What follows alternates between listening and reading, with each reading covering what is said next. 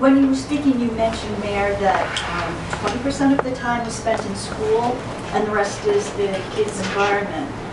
And I was born in Rhode Island, except 5 or 10 years of being out of state living elsewhere. I'm back in Rhode Island, and what really bothers me is South Providence.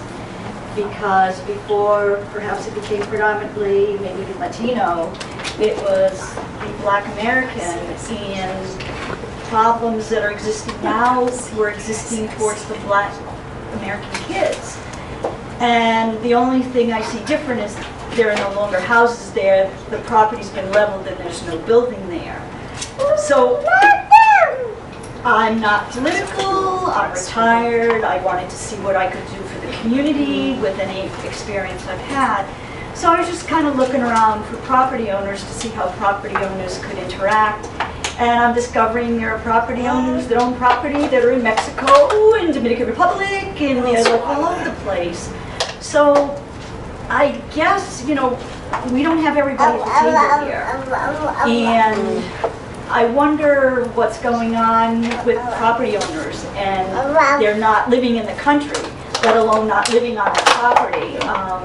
What is the city doing about this to improve the environment for the kids, or, you know, for families or whatever, to make it more livable and contribute to the necessary city services that we have here, rather than just own something and live in Europe? You know, what are we doing? Thanks.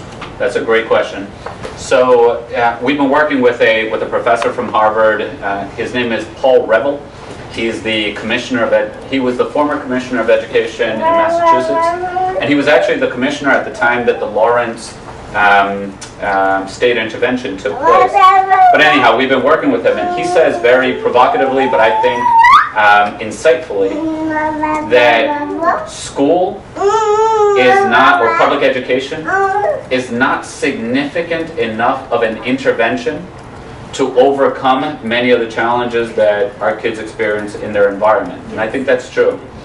If we think that this is all going to turn around and change, you know, because of only what happens inside the school, then we're fooling ourselves. It has to be much broader than that. Housing insecurity, there's food insecurity, there are social determinants such as health as well, and everyone needs to be at the table. So this winter, we're launching a citywide housing summit with the goal of developing a long-term comprehensive housing plan for the city. We just don't have that. And you know, we've needed it for a long time. Again, we ask everyone to be a part of that.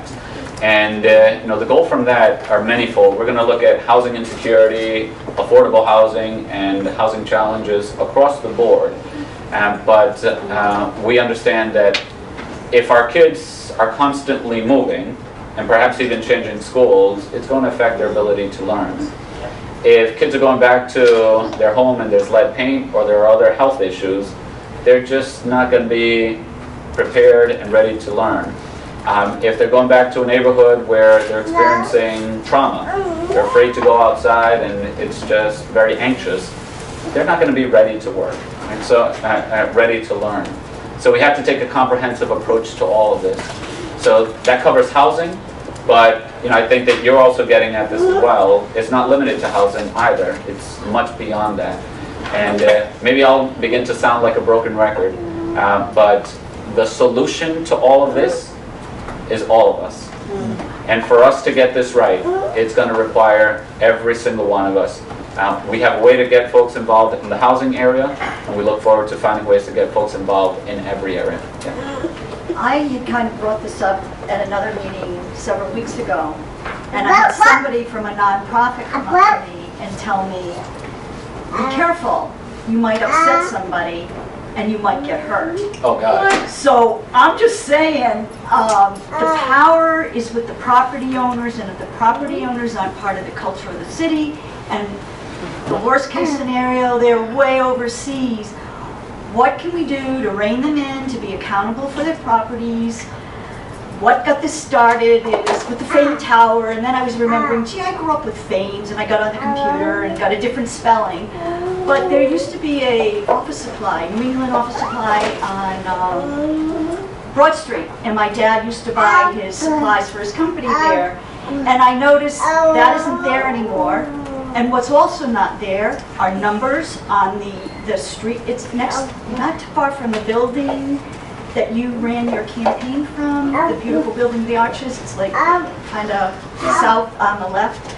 And it's just on top of that, the last I could track who owned that building, 2008, Barry Fain had transferred the property to somebody in Mexico.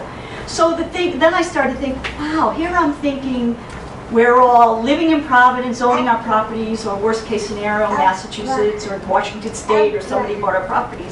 But I don't mean to interrupt, just for the sake of time, I want to be able to give everyone a so I guess chance. that's my Yeah, concern. I'd love to get you involved in the housing work that we're doing. I'll get you some more information on that by the end of the meeting. All right.